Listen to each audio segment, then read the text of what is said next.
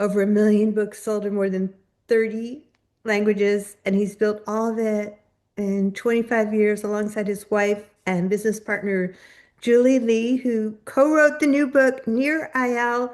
So joining us this morning is best-selling author, coach Lisa Goldenthal. Hello, and welcome. I'm Lisa G, your host. You're at the top of your game, yet the game is changing faster than ever. Strategies that got you here aren't the ones that'll keep you here. The pressure is relentless, and the fear of obsolescence looms large. That's why I'm here. Welcome to the new podcast series, Disrupted: How to Be Gritty and Unlock Performance in Business, Mindset, Wellness, and Success.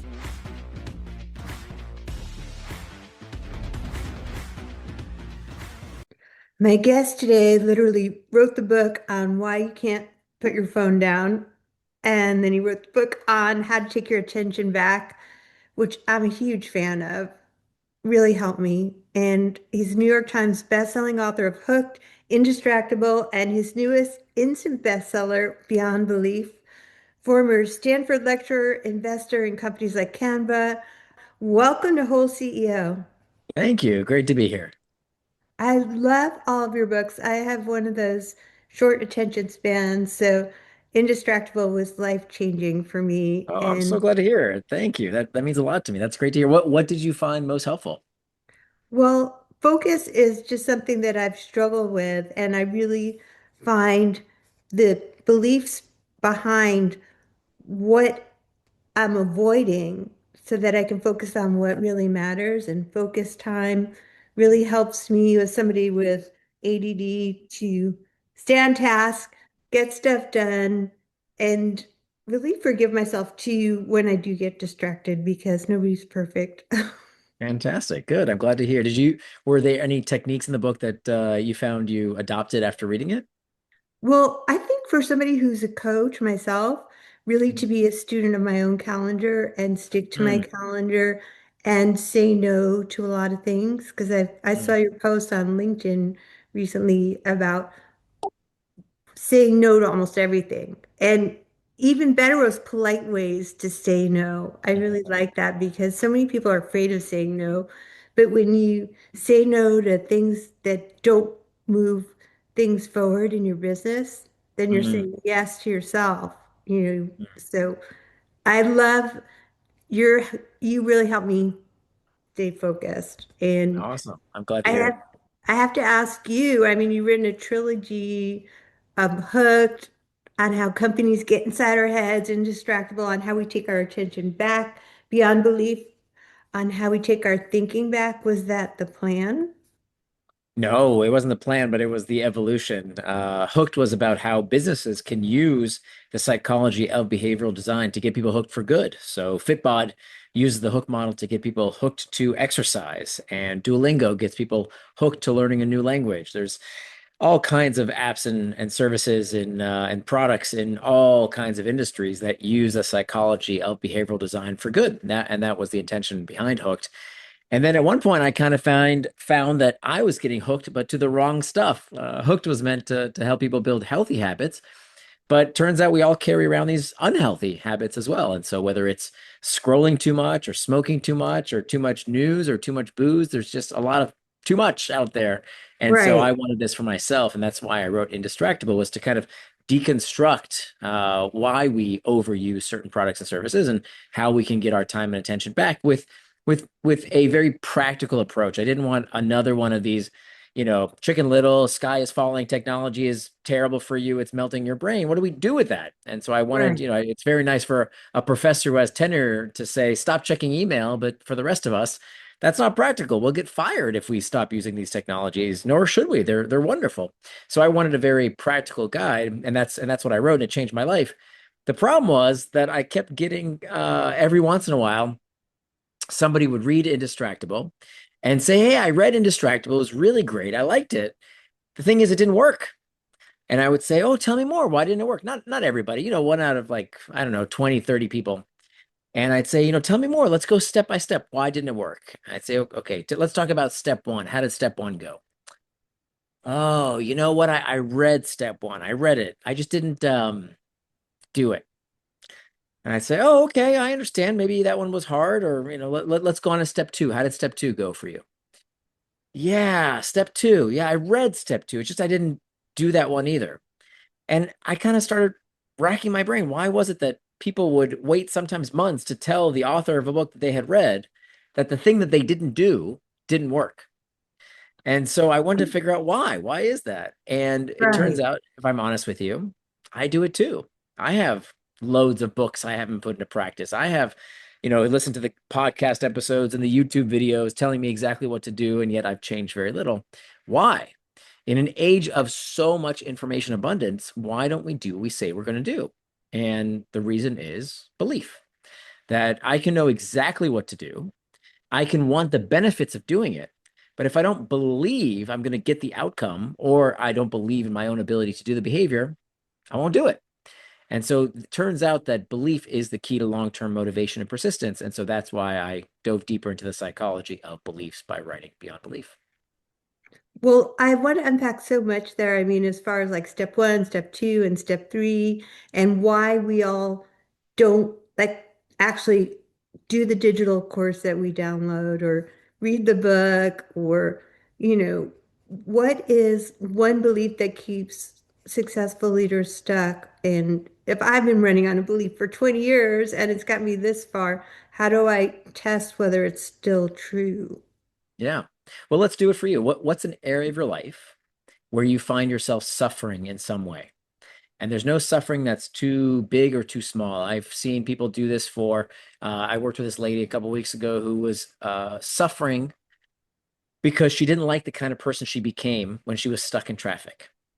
So it sounds like a Right. minor irritation, but it is belief driven, right? When you're that annoyed person who's got, go, like if that drives you crazy being in traffic and you're setting a bad example for your kids or you're embarrassing yourself in front of others, that's suffering. It could be, I have this New Year's resolution that I've been delaying on. It could be I procrastinate or doom scroll too much. It could be I'm worrying about people's problems in some war thousands of miles away. It's got nothing to do with me. It could be I saw one woman who had terminal brain cancer, who used these techniques, these very same techniques, to help her deal with the suffering of a terminal illness. It was amazing. And so there's no suffering that's too big or too small. Do you have any suffering in your life? Well, I'm honored that you could help me as such an expert in this topic. There's so many areas. I mean, I told you already about the focus. Mm. That's a problem for me. Sometimes I feel like I don't want to doom scroll at night.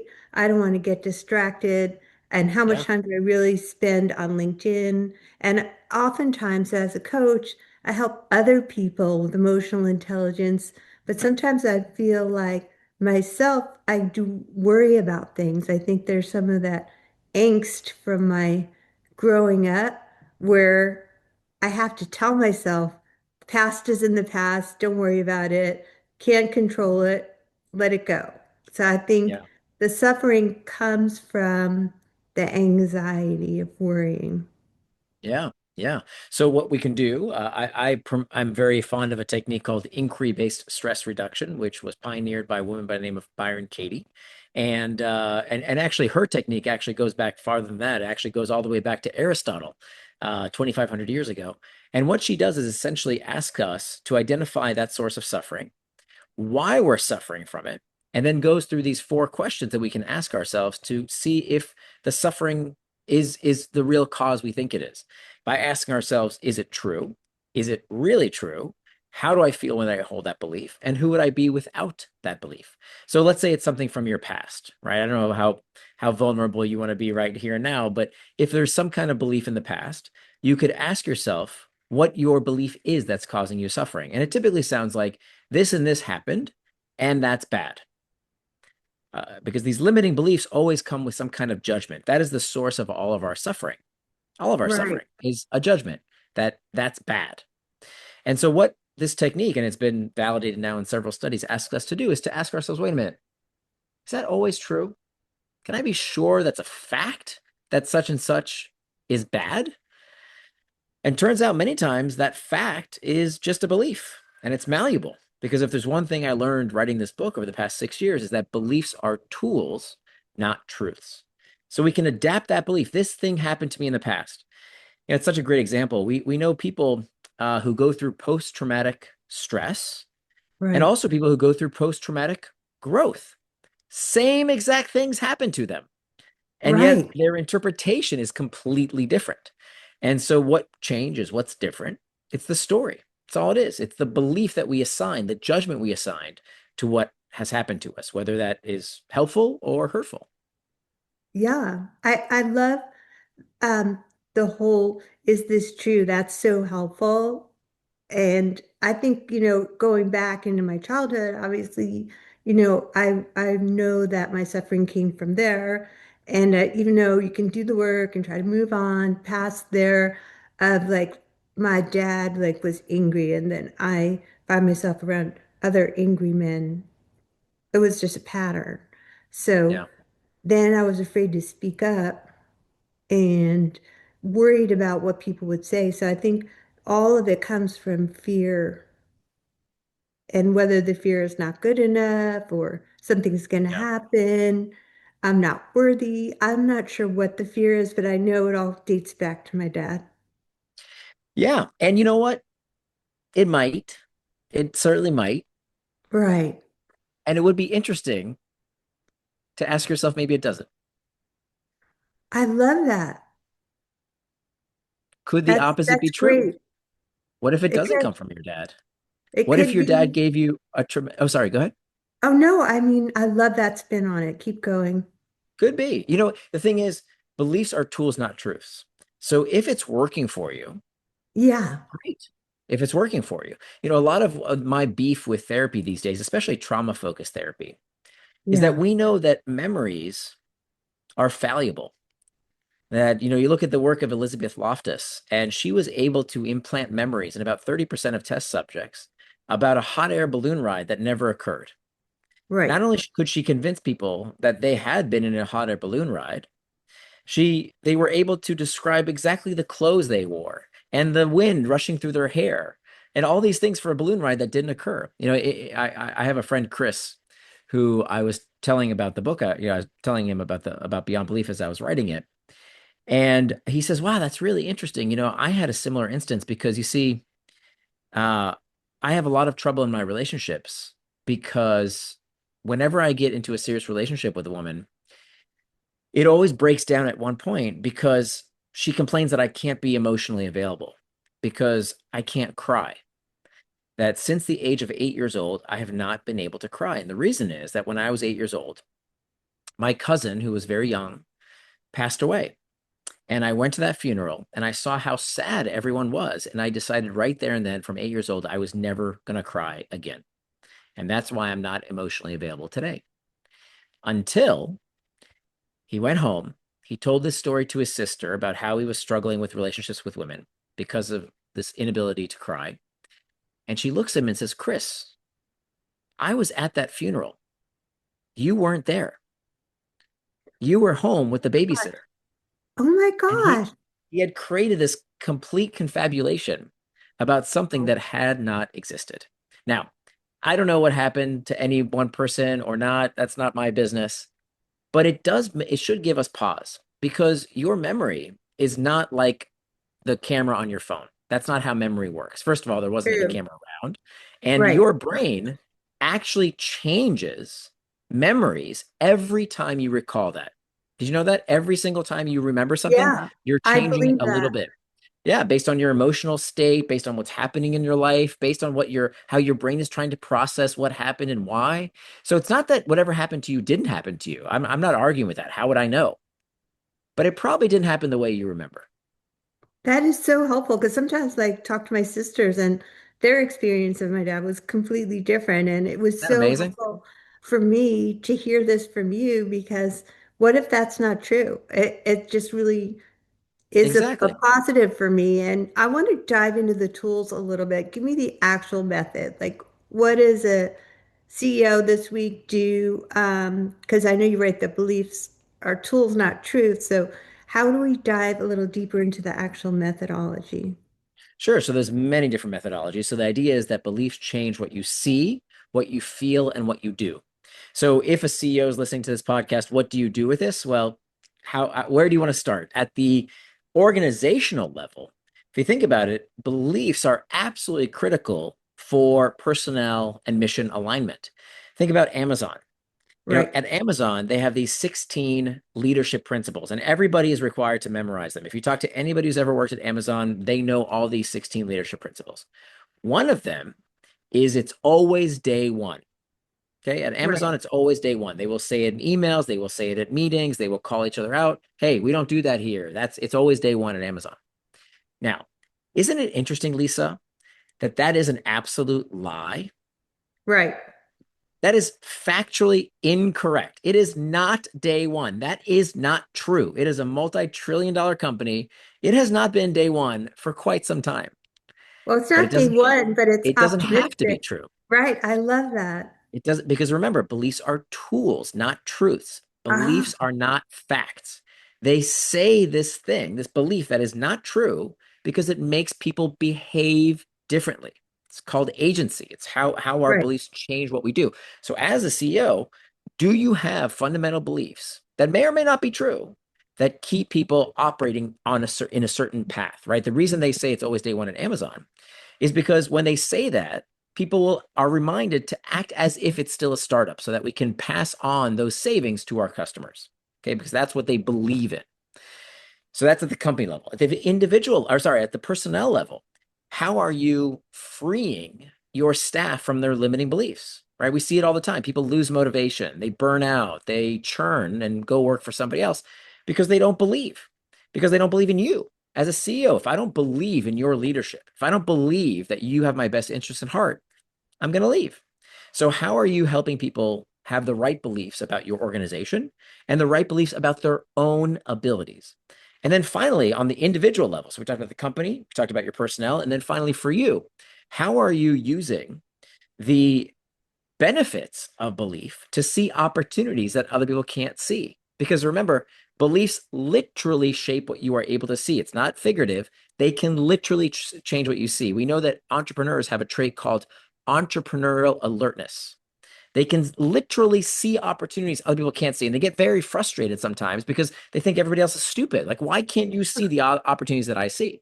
And it's true, Right. that's their gift. The downside is that just like they can't see reality clearly for all the opportunities in front of them, they oftentimes can't see the weaknesses in front of them. And so it's very important to have an advisory board, to have people you really trust and empower them to call you out, to tell you when you don't see things clearly. Well, if beliefs are tools, which I love, how can you go in and train organizationally? I mean, obviously it starts at the top because people are following you and you don't want that churn. You want, engage employees. So how can you train people on belief and does that help with actually engagement? Yeah.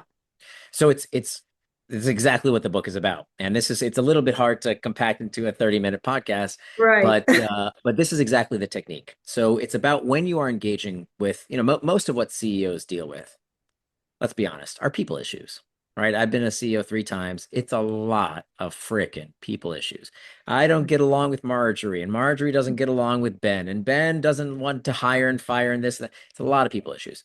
So a big part of being an executive is coaching, is getting the best out of your people, is helping people see their limiting beliefs and helping them turn those limiting beliefs into liberating beliefs. That's what a great coach does. I'll give you a great anecdote. A few years ago, Serena Williams was in Wimbledon and she was not doing well. And the reason she wasn't doing well is that she was not rushing the net. And at that level of the game, if you don't rush the net, every millisecond counts and you're going to lose the Right. match.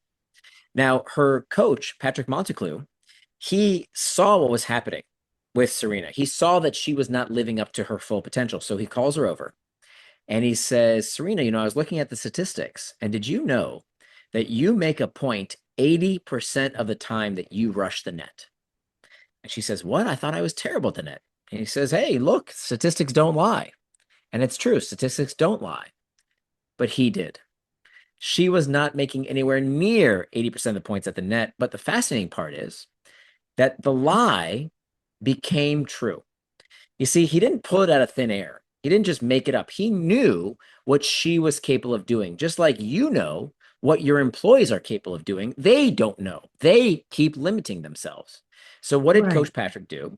He allowed her to stop limiting herself and he liberated her from those limiting beliefs. And you know what? The lie became the truth.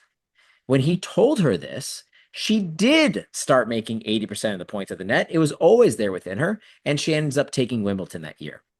Now, I know people are thinking, well, is this guy telling us to just lie to our employees? Should we gaslight them? Should we just be delusional? Well, I would argue you're already lying to yourself. Did you ever notice, Lisa, that you can't spell the word belief without a lie? The, Ooh, the word no. LIE is in every belief. Every belief has a Wow. lie at the center. We're just picking the wrong lies. We're picking the limiting belief lie. I can't. I'm not ready for this. I'm no good at sales. Leadership isn't for me. There's no time. How many times a day do we tell ourselves there's not enough time? BS. It's a belief, right? I'm not a morning person. I'm a Sagittarius. I'm this. I'm that. These are just limiting beliefs. These aren't facts, right? These aren't Yeah. facts. They're just beliefs. They're just up here. And it causes us so much suffering. So your job as an executive is to first find your own limiting beliefs. That's the most important thing. Lead by example. And then unlock your people's potential by helping them down the same exact path. This is what great coaches do. Right. What a wonderful example of Serena Williams coaches. I know for myself as a relatively new pickleball player that I could really resonate to that example with that example because I was afraid of being at the net and it's just a mindset piece for me. Like my Yeah. coach, everybody that I'm playing with is always like, run, get to the net. And I was afraid and I felt that I was more powerful back there. But the truth is, if everyone's telling me the same thing, I was afraid that I'd probably get hit in the eye with a ball or something.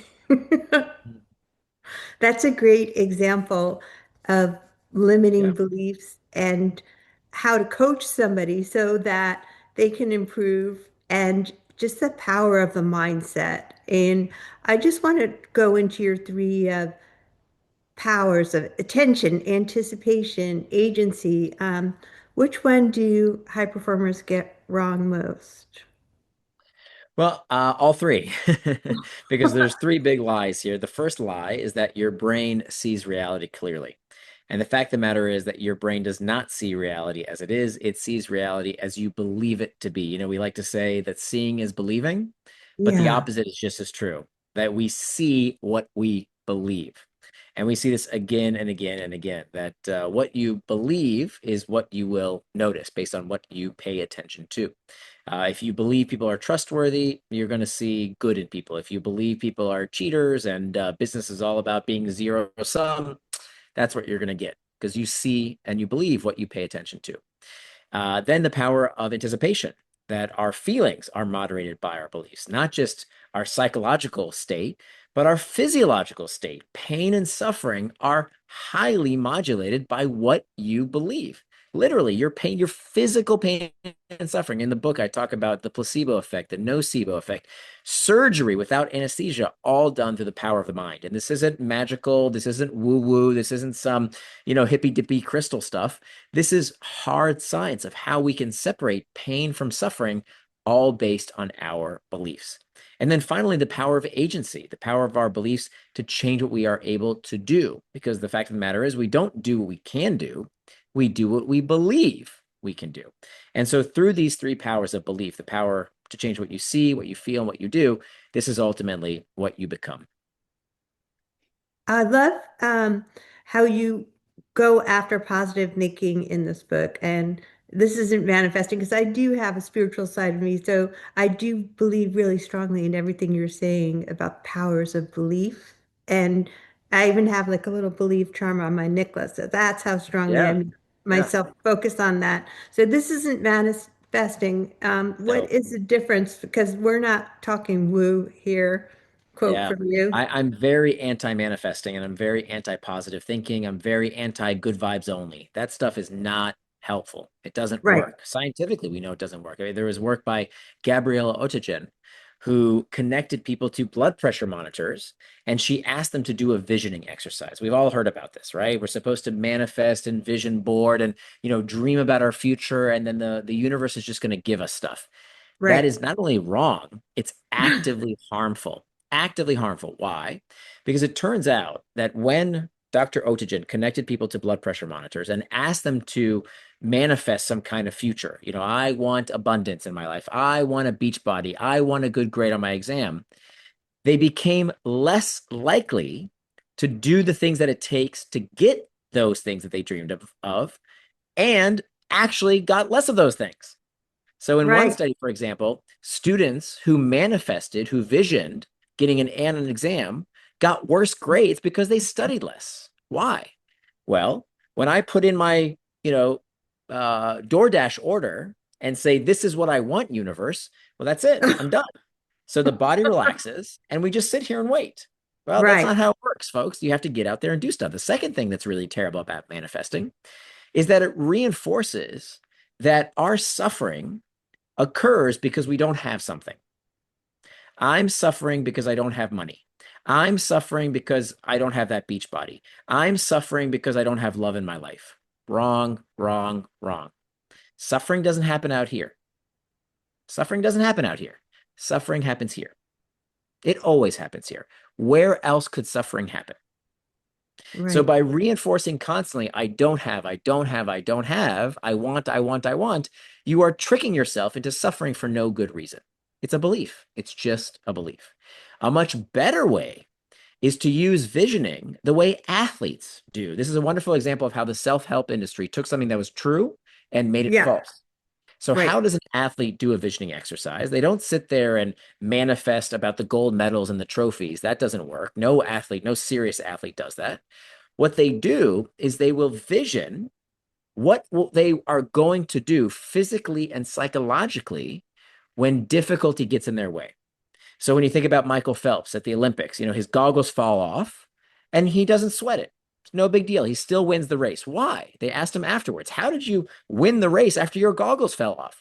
He said, because I had rehearsed that mentally 1,000 times, right? That's what he visioned. He didn't vision the outcome.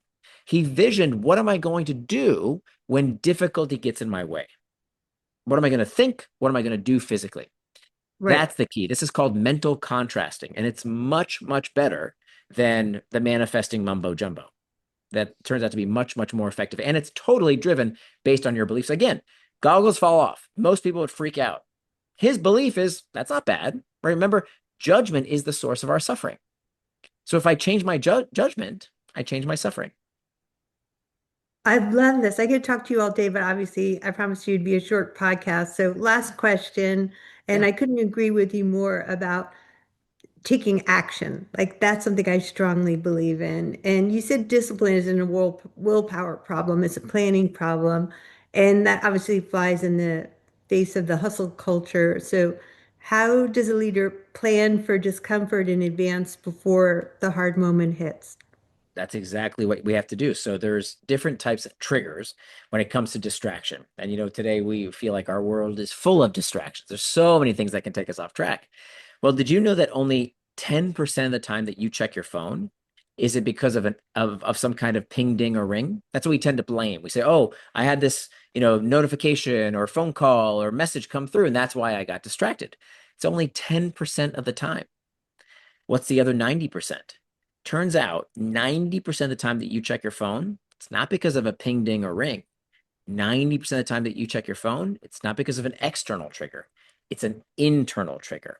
Loneliness, fatigue, uncertainty, anxiety. That is the source of 90% of our distractions. So where you begin when you fight distraction is to understand the root cause of the problem. It's not your phone. That's not the root source of the problem. It's not your email. It's not social media. It is a feeling that you haven't been able to process successfully. You haven't been taught. Nobody teaches you in school what to do with boredom, what to do with loneliness, what to do with uncertainty. So what do? We pacify those things by looking for drinking it away or smoking it away or clicking it away or scrolling it away. We are looking to numb these uncomfortable emotional states. The nice thing is, it's not that hard to fix. It really isn't. It just comes to changing our beliefs about those uncomfortable sensations, to see them as signals, not as suffering. Well, that has helped me so much. I could talk to you all day, like I said, but obviously it's a short podcast, and I know your website is near and far. So where can people find you and your book and all the good things that you have out there in the world? Absolutely. My website is nirandfar.com. Nir spelled like my first name. So that's Nir and far.com. And the book again is called Beyond Belief. Well, thanks for being a fabulous guest. My pleasure. Thank you so much for having me.